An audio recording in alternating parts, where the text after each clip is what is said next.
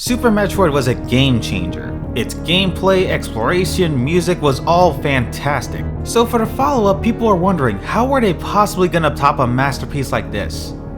Well, for most people, That's the neat thing. You don't. I thought it was pretty good though. Metroid Fusion, released 8 years after Super Metroid, was the follow-up that just never really got out of its shadow. Don't get me wrong, Metroid Fusion did great. But in terms of ideas, it was really just simplifying Super Metroid's formula and making it a lot more story heavy. Which, if you like that sort of thing, great. But considering the previous games had gained popularity because of how non-linear and exploration heavy they were, having a more straightforward, simple version of that, you pretty much had the precursor to how people felt about this game. But with all that in mind, yeah, I think Fusion was the best of these so far. And considering I had to play on this just to get this footage, yeah, that's saying something. Yeah, quick warning to anyone who wants to play this game, keyboard does not work for Metroid. You're welcome. Besides that though, considering this game was released on more modern hardware, god that hurts, this is the best running Metroid so far, even if it didn't really add that much new. The only thing it really added was being able to hold onto the ceiling sometimes and being able to hold onto and shoot off the ledge, which is really useful, but not much in terms of new. What they did do was simplify literally everything from Super Metroid. No more grapple gun, but you can do this, so who cares? You no longer have two types of missiles, but that's just because the regular missiles upgrade into super missiles, which then upgrade into ice missiles, which can do this.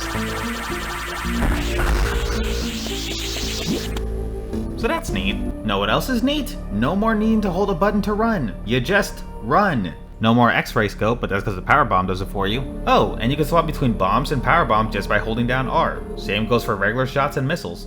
And if you think you're gonna run out of any of these, there are refuel stations at every level. In short, they simplified the hell out of everything, but didn't really take away anything either. If anything, they just made the game a lot more accessible, which is great. Now some of you might be worried that because the game is so accessible that it's a lot easier compared to the others. Allow me to correct your mistake. So in previous games, the difficulty would come from having to explore this giant maze-like area, find all the items, find the different ways out, find all the hidden blocks. In this game, the difficulty comes from all the enemies hitting you like a truck. Funny enough though, there's actually an in-game explanation for why Samus is taking so much damage this time around. So you remember that time where we casually exterminated the entire Metroid species? Yeah, well it turns out that was a bad idea. Shocking, I know. Turns out they were the main predator species of a parasitic life form known as X, which is basically a PG version of the Thing. It infects hosts, copies their DNA, becomes them, and then kills them off. Samus got infected at the beginning of the game, but survives thanks to a vaccine made from the cells of the baby Metroid. Damn, who would have guessed that vaccines would help with this sort of thing? But there is a bit of a problem. See, the X parasite that infected Samus also corrupted big parts of her power suit. So now we have this thing, fueling kids' nightmares and certain content creators' DeviantArt pages. Don't look it up.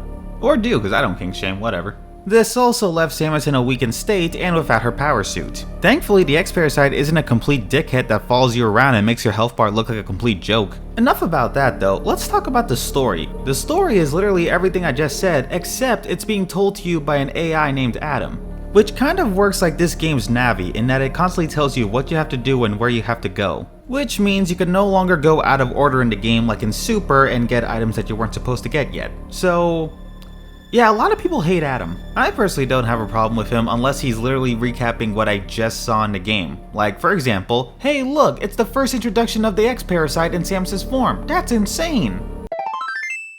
Wait, you're telling me that the main bad guy of this game is a Samus clone? The sad thing is, had it toned down the repeating and not taken away your ability to get items in whatever order you wanted, it probably could have been a masterpiece that surpassed even Super. But, it didn't. On the bright side though, the bosses. They're awesome. Look man, I like Super's bosses, they're great. But these guys are assholes, and I love them for it. Sure, you got your basic bitches like this thing where all you have to do is hit the non-armored part, easy. But then there's this piece of shit. Literally the exact same rules, don't hit the armored part. But only the top of it doesn't have armor. So you have to hang onto the ceiling, go over it, dodge whatever projectile is hitting you with, and then shoot missiles at this thing. But then it comes back, it's like, oh wait, that was too easy. Here's some electrified water at the bottom, and also I have homing missiles now. But then right after that, you have this guy who you can't even use missiles against because he controls gravity. Yes, there's a boss in this game, and it controls gravity. Why wouldn't it? So many of the bosses in Super are really cool, but they're also pretty easy. It's like, oh, I wonder where the weak point is. Oh, there it is.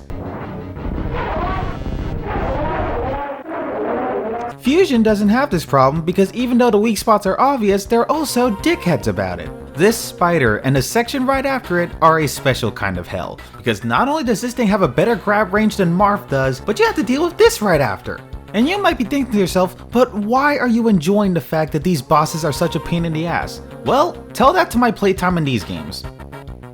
Suddenly a lot of things are making sense now, aren't they?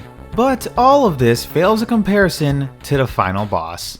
Respect to Super Metroid, its final boss is always going to be iconic.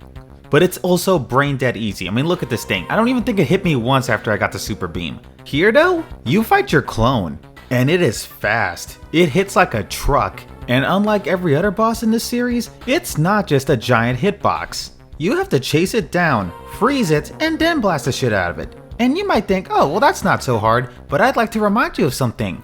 Keyboard setup. So many hours, so many deaths. This is the type of thing that I'm not only going to tell my kids about, but that my ancestors are smiling down on me for. This was amazing. And it was only phase 1. All of this leading up to the traditional countdown until explosion thing, until this thing shows up. Because apparently giving a world-ending creature to the government was a bad idea. I know, I was shocked too. You get your ass handed to you, your clone gets your ass handed to you, because apparently they hate Metroids more than they hate you. I could see it. But you get your lost powers back, you kick this thing's ass, you know, something that could actually fight back, and your ship picks you up before this thing blows up and crashes into the planet. Which was a thing that was going to happen so they could take care of the X-Parasites. I really didn't mention a lot of the story, did I? Huh. You're on a space station, planet has X-Parasites.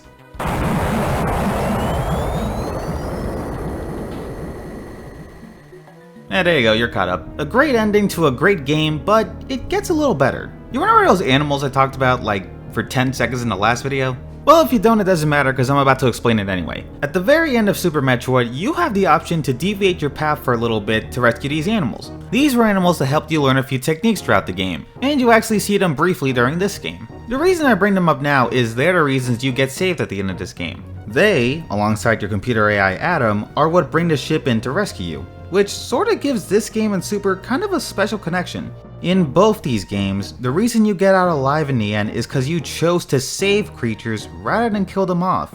It's honestly a really poetic and powerful ending to lead into Metroid Dread. So now that it's finally upon us, 19 years after this game released, all I have to say is, please God don't suck ass.